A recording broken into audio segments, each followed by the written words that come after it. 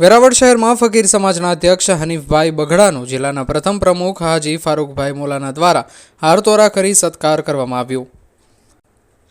વેરાવળ સમસ્ત ફકીર જમાતના અધ્યક્ષ અને ટ્રાન્સપોર્ટર હનીફ શાહ સાહમદાર તથા તેમના પત્ની પવિત્ર રમઝાન માસમાં મક્કા મદીના ઉમરાહ કરવા જતા હોય તેમને હારતોરા કરી સત્કારવા માટે ગીર સોમનાથ મુસ્લિમ સમાજના પ્રથમ પ્રમુખ હાજી ફારૂકભાઈ મોલાના દ્વારા તેમની ઓફિસ ખાતે યોજવામાં આવ્યો હતો।